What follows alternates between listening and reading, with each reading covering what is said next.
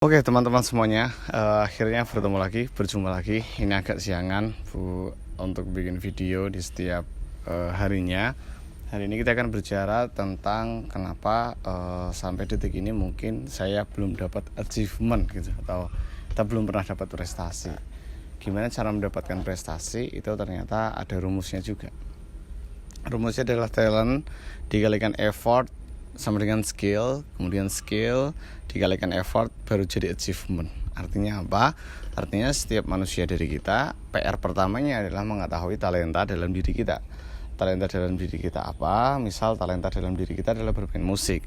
Kemudian ketika kita tidak memberikan effort atau usaha untuk bisa bermain musik, kita ambil salah satu instrumen, misal gitar gitu, maka kita akan berhenti untuk mengembangkan talenta itu karena kita tidak pernah kasih effort. Effort itu maknanya luas, bisa dengan latihan secara rutin ataupun bisa dengan yang lainnya. Yang penting adalah memberikan usaha dalam mengembangkan talenta itu. Masalah terbesarnya adalah kadang kita tidak tahu apa talenta kita, apa kelebihan kita, apa potensi kita, apa kelebihan kita dan apa kekurangan kita. Sehingga ini menjadi PR untuk kita bisa mengembangkan diri kita sendiri. Maka dari itu saya selalu saya memegang teguh satu keadaan ini. Misal saya mau naik gunung, kemudian saya waktu itu diantar sama teman saya, pacar saya dan juga keluarga saya. Kemudian pada saat mau naik gunung ternyata tidak diperbolehkan untuk membawa handphone. Maka ada pertanyaan sederhana, kepada siapa handphone ini akan saya titipkan? A. Tukang ojek, B. penjaga warung, C. teman, D. pacar, E. keluarga gitu. Setiap saya bertanya seperti ini kepada audiens training saya gitu, sebagian besar memang mereka tidak menjawab warung ataupun tukang ojek. Kenapa? Karena alasannya mereka tidak mengenal mereka. Karena tidak mengenal, akhirnya tidak percaya. Berarti ketika kita semakin mengenal orang, kita akan semakin percaya dengan orang tersebut. Semakin kita tidak mengenalnya, maka kita semakin susah untuk percaya sama orang tersebut. Lalu pertanyaan ini saya kembalikan kepada diri saya pribadi. Kenapa saya nggak percaya diri? Mungkin karena saya nggak kenal diri saya. Maka untuk percaya diri, maka kita harus mengenali diri. Nah, teman-teman semuanya, memang benar untuk mengenali diri ini adalah perjalanan seumur hidup. Sekalipun kita sudah psikotes minat bakat, personality, kecerdasan ataupun tes-tes yang lainnya, tetap akan ada PR-PR untuk selalu menyelami seni dari mengenali diri itu sendiri. Nah, bagi teman-teman yang mungkin nanti pengen untuk psikotes, silahkan psikotes ke lembaga-lembaga yang terpercaya. Kalau memang ingin ngobrol dulu, konseling dulu, coaching dulu sama tenaga-tenaga profesional, teman-teman bisa kunjungi di Instagram Mahami Dirimu @mahamidirimu.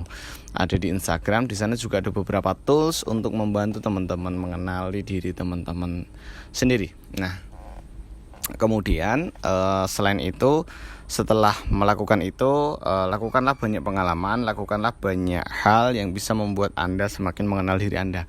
Memang kalau kita tidak bisa mengenal secara instan, kita bisa lakukan banyak proses gitu. Misal, proses yang pernah saya lakukan adalah saya meyakini betul kemampuan musikal saya lebih baik dibandingkan rata-rata. Karena waktu itu di SMA saya, ya mungkin gak banyak band, terus saya bisa ngeband gitu. Saya menganggapnya itu kelebihan itu. Padahal enggak juga gitu. Kemampuan gitar, cara saya menggitar juga biasa-biasa saja. Kemampuan musikal saya biasa-biasa saja.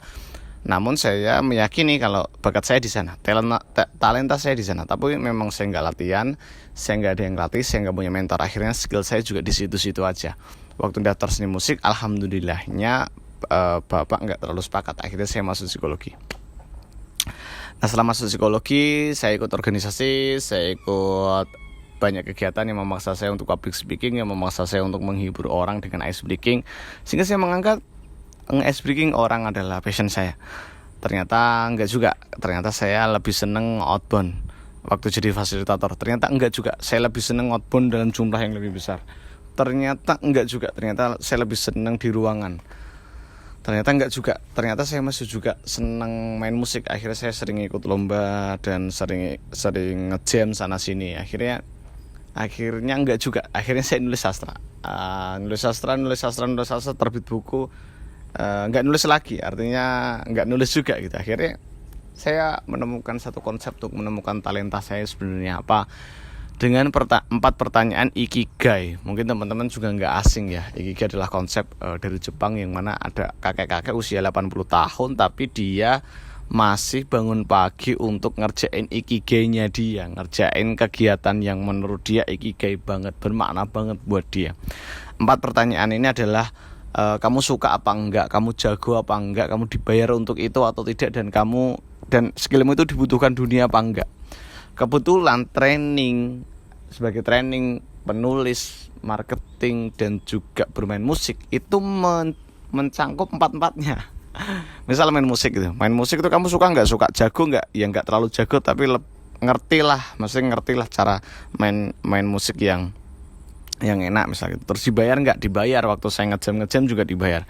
Kemudian yang terakhir adalah terkait dengan dunia butuh itu enggak? Ya butuh. Maksudnya dunia butuh hiburan juga gitu. Maka bagi saya musik juga ikigai, tapi training juga ikigai, tapi menulis juga ikigai, tapi marketing bertani juga ikigai bagi saya. Lalu saya membuat decision metric. Itu saya kasih skor gitu. Kalau training sama musik, dibandingkan musik dibayarnya lebih banyak mana gitu-gitu. Akhirnya ketemulah emang yang paling gede adalah trainer. Tapi saya berpikir ulang gitu, kenapa apakah saya nggak bisa menggabungkan ketiganya, antara menulis, training, dan juga bermusik. Akhirnya ada salah satu peserta yang nyeplos trainer romantis. Masih saya ingat sampai sekarang, tapi saya lupa yang nyetusin itu siapa gitu. Tapi itu tuh dari peserta saya ingat. Jadi trainer romantis. Karena apa? Kenapa trainer romantis? Karena di dalam training, sebelum training tuh saya nyiptain lagu. Nah, untuk menciptakan lagu saya butuh referensi kata-kata yang romantis atau kata-kata sastra. Itu saya ambil dari kemampuan saya untuk mengarang. Kemudian kemampuan saya untuk merangkai nada saya ambil dari kemampuan musikal saya. Dan setelah itu saya delivery dengan kemampuan training saya. Maka ternyata kalaupun kita bingung ikigai kita apa, selama kita mau nyoba banyak hal, jadi jelek dulu nggak apa-apa. Yang penting kita nyoba. Kayak saya bikin YouTube ini kan ya nggak langsung bagus juga gitu.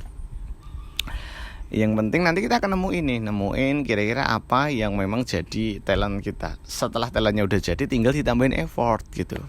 Usaha untuk apa? Usaha untuk ketemu orang, usaha untuk ketemu mentor, usaha untuk baca buku, baca riset, dengerin webinar, dengerin paparan terbaru jurnal, kemudian bikin kayak gini tuh effort sebenarnya. Mesti harus taruh kamera di situ, nanti harus editing, rendering dan sebagainya, lama banget dan sebagainya.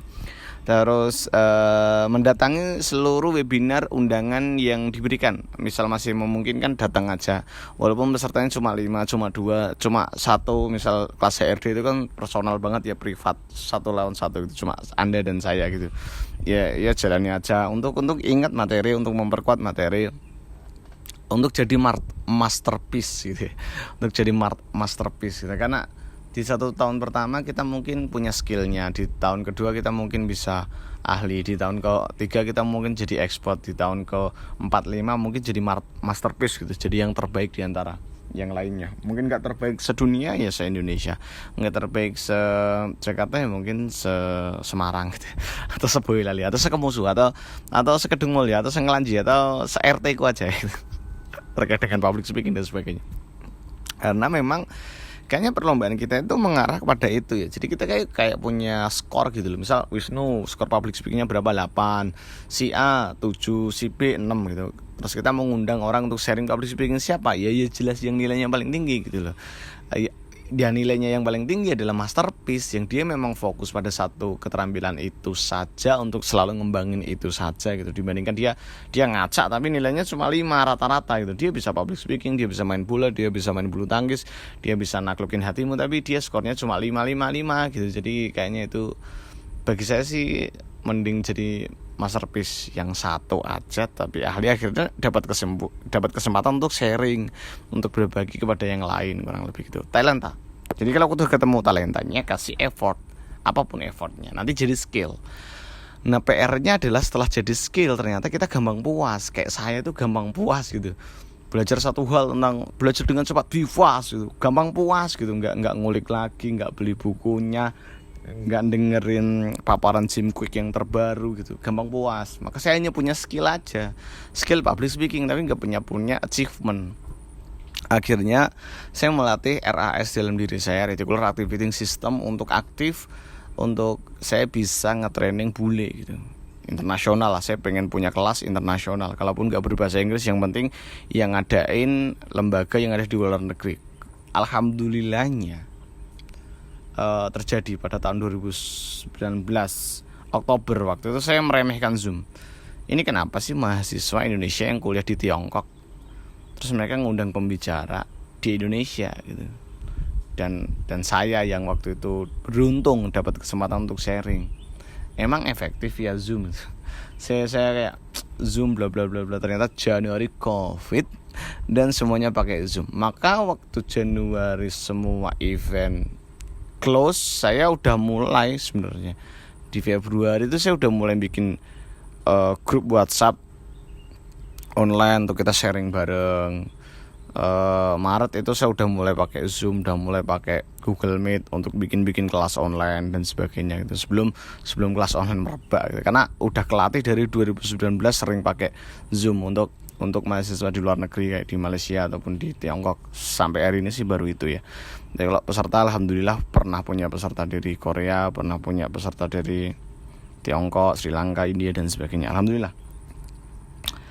Baru jadi achievement ketika skill saya ini saya kasih effort lagi. Skill public speaking saya kasih usaha-usaha yang mungkin gak ada hubungannya sama public speaking, kayak sharing dengan orang lain, kayak saya belajar iklan, saya belajar digital marketing gitu-gitu loh.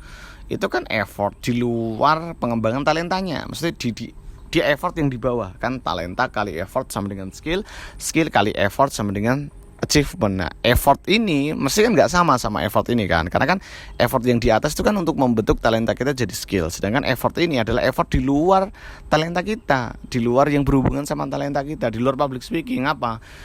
Misal kita belajar tentang neurologi, materi masih hubungan sama public speaking, tapi kalau kita belajar digital marketing, gimana cara jualan, gimana cara kita ngejual trainingnya, itu kan hal di luar itu semua gitu. Maka itu teman-teman semuanya, kalau kita masih bertanya kenapa sampai hari ini kita nggak dapat achievement, pertanyaannya mungkin bisa dibalik. Pernahkah kamu mengenali talentamu? Atau kalau kamu sudah tahu talentamu, pernahkah kamu menambahkan effort di dalamnya? Kalau sudah kamu tambahkan effort jadi skill, pernahkah skillmu ini kamu kasih effort lagi supaya menjadi achievement? Terima kasih teman-teman, sharing kepada teman-teman jika bermanfaat, dan share agar menjadi amal jariah untuk kita semuanya, menjadi keberkahan untuk kita semuanya. Salah kata mohon maaf. Terima kasih. Jangan lupa subscribe kalau misalnya mau subscribe. Thank you guys.